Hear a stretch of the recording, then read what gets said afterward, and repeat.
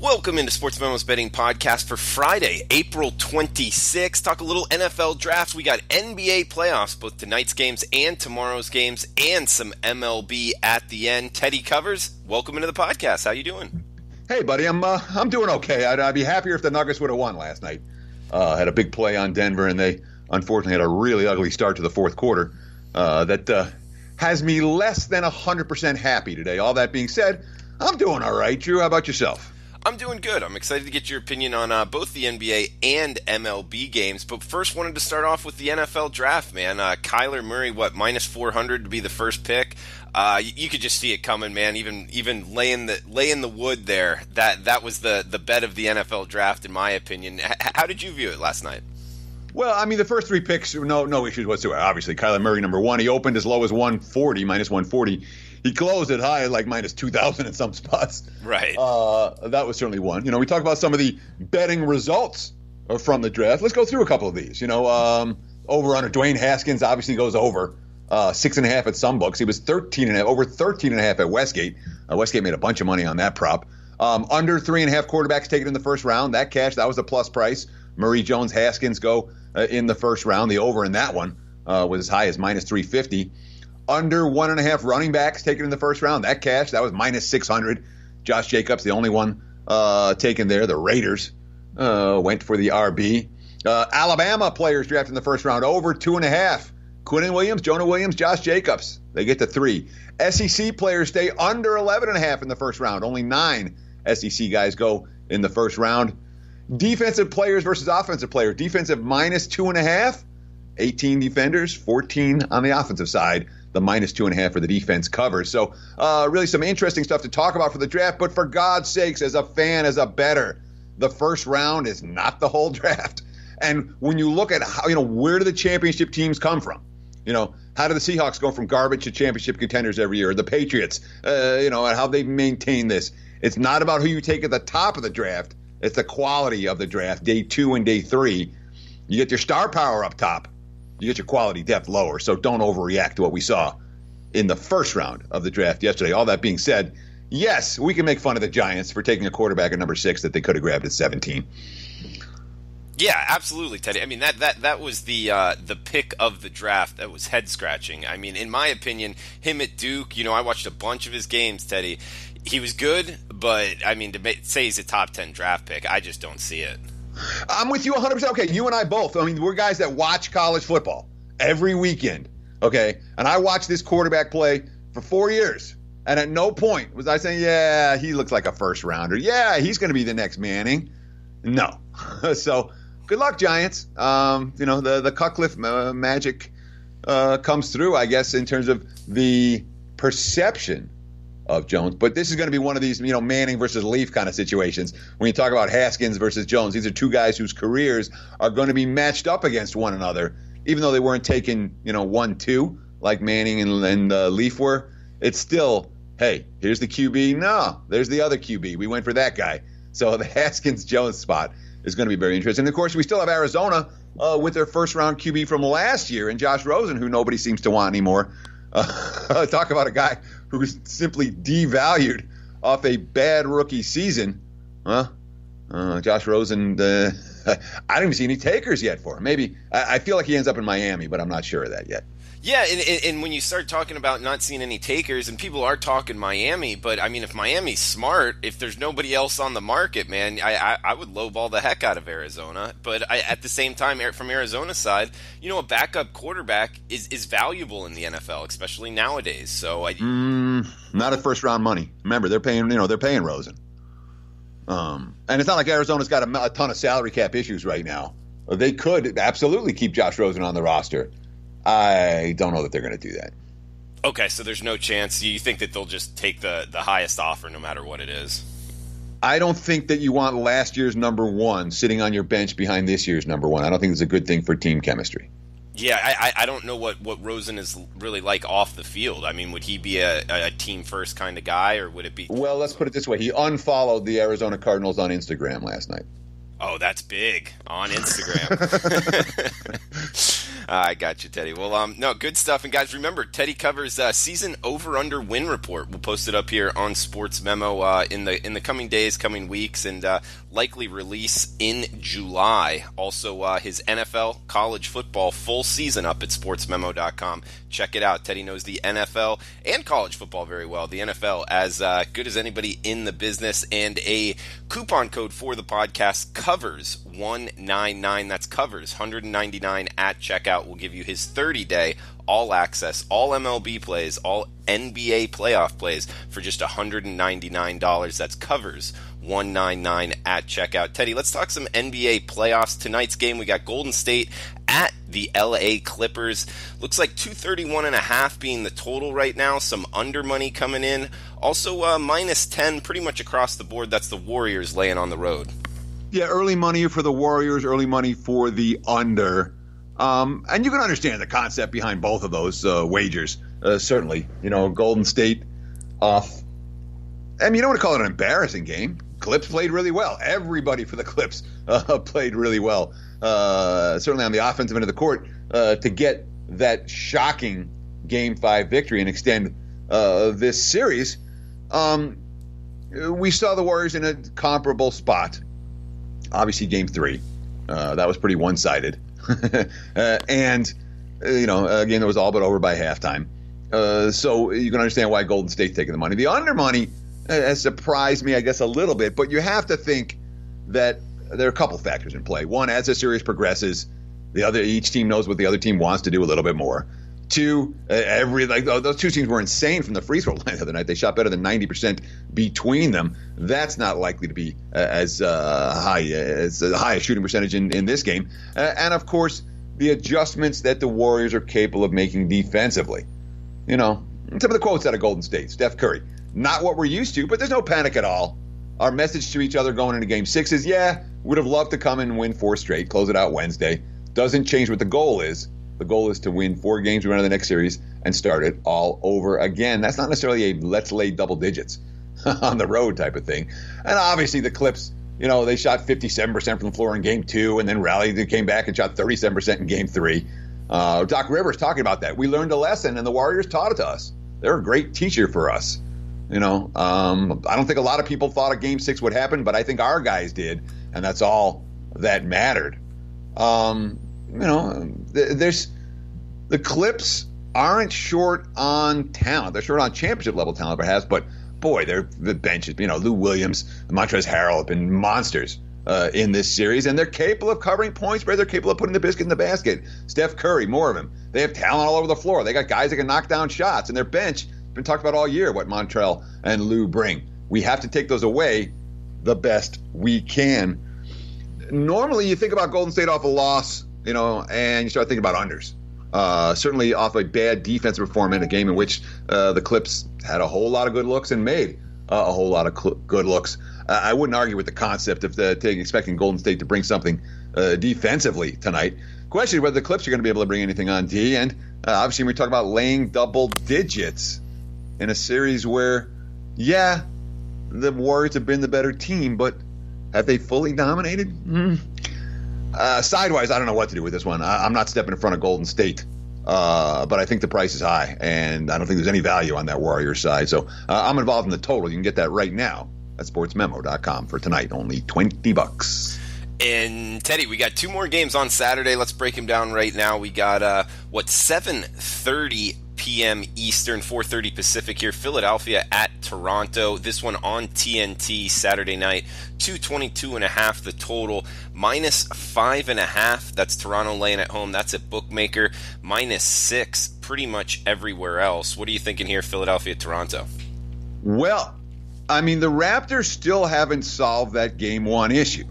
And I know, all right, it's a new coach and a new team, and now you have Marc Gasol, and now you have Kawhi Leonard, and the veteran presences that have been through the playoff wars. And what happened in Game 1 against Orlando? It's the only game they lost. It's the only game they failed to cover. Well, they didn't cover the last one. No, they didn't cover Game 3 at the close, but they covered at the opener at -4. Just not at the close. They won by 5.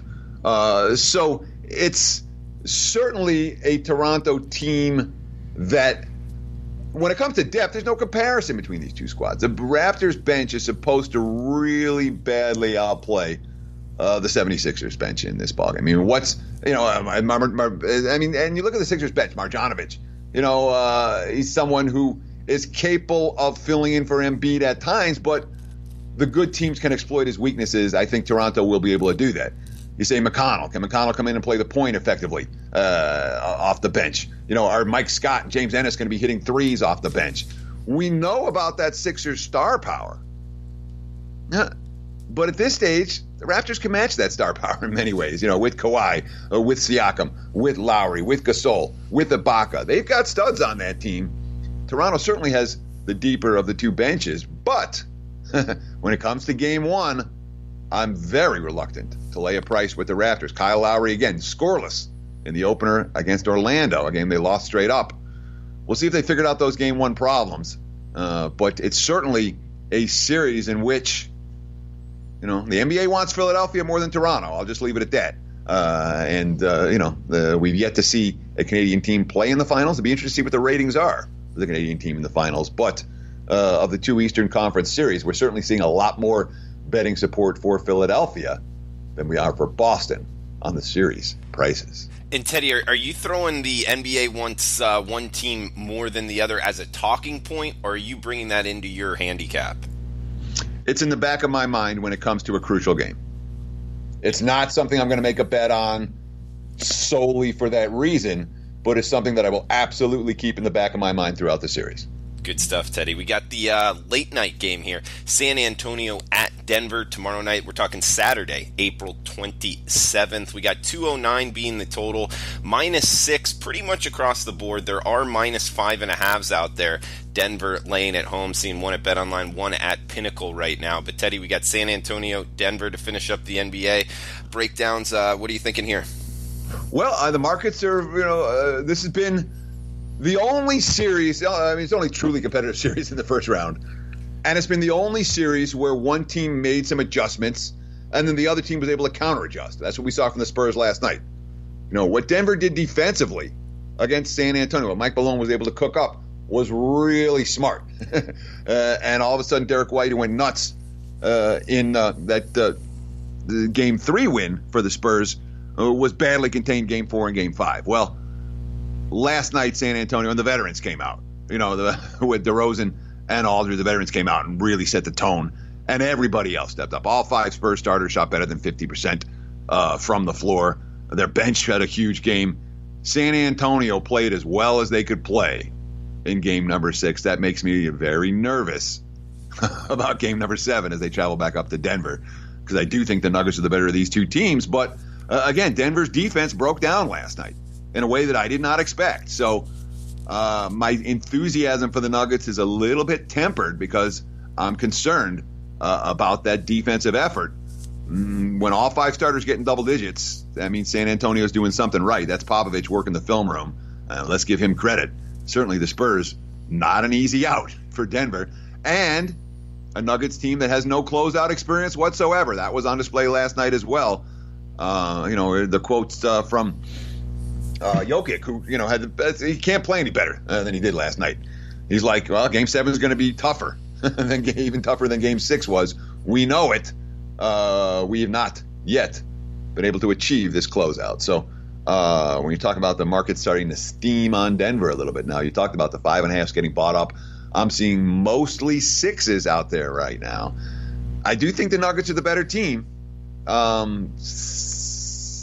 don't know what I'm doing with this one. I'm going to sleep on this and decide tomorrow. I may pass it. So check out sportsmemo.com Saturday morning for Teddy's stuff on the NBA playoffs and MLB. And Teddy, I want to come back to you about the Toronto team being in the conference finals possibly. And I do remember reading an article. Granted, it was MLB based, about the Toronto Blue Jays and how many eyeballs they have as far as a market in MLB. It was one of the larger markets. I would kind of carry that over to the NBA as far as they would bring a big following and a lot of eyeballs. Or am I off on that? So again, when you talk about ratings for things like the finals, okay, all the basketball fans are watching already. All the bettors are watching already. What draws the really big ratings are when the superstars are in, and now your casual fans, your guys that might watch 3 NBA games a year, all of a sudden they're watching too. Mm-hmm. And that's what makes the ratings blow up. So, well, yeah, Toronto has some star power. I'm not saying they have none, but they don't have the Joel Embiid, who's become a household name this year, or Ben Simmons, or a Jimmy Butler. I mean, that's not, you're not going to say Kawhi Leonard has that level of name recognition for the casual fan. He doesn't. So star power is not the only factor. And the Raptors, you ask me who's the better team. The Raptors are better than Philly, and that's why they're, laying points in game 1. That's why they're chalk in the series. Toronto certainly had the better regular season team, but Philly has the star power, and the star power sometimes in the postseason is all that matters. You're right. NBA more driven by star power, didn't bring that aspect into it. But guys, remember the coupon code COVERS199. That's COVERS 199 at checkout for Teddy's 30-day all access for $126 off of that. That will give you his next 30 days of every play he releases in every sport for just $199 using coupon code COVERS199 at checkout. Teddy, let's end it here with the MLB. Top of the board here, 951, 952. Tonight's action, 7:05 Eastern, 4:05 Pacific. Miami at Philadelphia. Urena is the pitcher for Miami. Young kid has had trouble. Kind of a volatile pitcher. 8.5 being the total. Minus 176 at bookmaker right now. That's Philadelphia laying it at home. So the broader question to me right here is, what is this Phillies team right now? Because now we're talking about a Phillies team that's not playing good baseball. All right, flat out not playing good baseball. We saw that in the series against the Mets earlier in the week, and they bounced back with a win in the series finale. And any momentum off of that? Nope. Shut down last night by Caleb Smith, and more importantly, shut down by the bullpen behind him. It's not like the Marlins have this elite bullpen, but it's a Phillies team that the bats haven't been there the way we thought they were going to be. Certainly not in recent games. They've been hit and miss. I mean, look at they've scored 1 run or less 5 times their last 6 games. They haven't really faced a lot of aces during that span, and they didn't hit in Colorado last week, So do you want to lay a big price with the Phillies right now? I don't. The markets don't either. And here's Miami. Again, I was real down on Miami coming to this season. Caleb Smith was pitch a gem yesterday. And all of a sudden now they won, 4 of their last 6. This is not a team that's going to lose 110 games. They're not last year's Orioles. They're not a bottom feeder. There's talent on Miami. I can only look to the dog in this one, despite the fact that Urena's a guy that certainly the markets don't like a whole lot. I don't like a whole lot. But it's a Phillies lineup that's not hitting. So lean Miami. I certainly won't lay this chalk price with Philadelphia here. And, boy, these aren't 2 lineups I'm excited about overs. But if I had to play this total, I'd probably look in that direction. Yeah, I think Miami's biggest problem is consistency. They do have young talent. It's just doing it day in and day out is something that they're going to struggle with. So laying huge prices to this Miami team, in my opinion, is a tough thing to do, just because some nights they're going to come out with this young star power, get a good start, 6-7 innings, and all of a sudden you're holding a minus 180 ticket. That's not something I like to do. But we'll move down the card here. 7:10 Eastern, 4:10 Pacific. First pitch, Milwaukee, New York Mets. We got Anderson versus DeGrom. DeGrom laying a hefty price here against one of the better teams in the National League, the Brewers. Granted, the Mets are at home in Citi Field, seeing mostly 7.5s as the total. Teddy, what are you thinking here, Brewers-Mets? I mean, what are the Mets doing laying this price? I agree. DeGrom brings it. And I understand Anderson's the guy that, he's Milwaukee's bullpen guy. They get 5 innings out of him, they're happy. Well, pitched 5 pretty good innings last time, shut down the Dodgers. DeGrom's coming off what? He missed a turn in rotation. He's coming off the DL, had some issues. And just importantly, the Mets are coming off. That was a big series against Philadelphia, and a big series against St. Louis before that, and a big series against the Phillies before that, and a big series against Atlanta before that. They've been playing a lot of these big, and I just feel like there's an exhale here for the Mets. And obviously Milwaukee had a bad start to this road trip, going to St. Louis and nothing went right. And that came on the heels of playing poorly at home against the Dodgers. But it's a get-right spot for the Brewers. And if you like the bigger dogs, it feels to me like Milwaukee may well be a live one in this week. Teddy, we got one game left. We'll break it down on tonight's slate. It's 5:10 Pacific first pitch here. Cleveland at Houston. Kluber versus McHugh. We got minus 120. Houston laying at home. 8.5 being the total. Yeah, and all of a sudden, there's been a big move on this ballgame, and all towards Cleveland. Remember, about 2 starts ago, the markets were telling us Corey Kluber stunk. They don't want any part of Corey Kluber. And last time out, Corey Kluber matches season high, 7 innings, season high, 8 strikeouts. He gave up some runs, but there was the right hits at the right time. He didn't get battered. 5 hits, 2 walks in those 7 innings of work. The markets are saying, yeah, Kluber, he's back. The other guy who's back is Francisco Lindor, who missed obviously the first part of the season, and yesterday the difference maker for the Tribe. He'd been, but it's about his 4th or 5th game back since coming off the DL, and finally he's showing signs of coming around.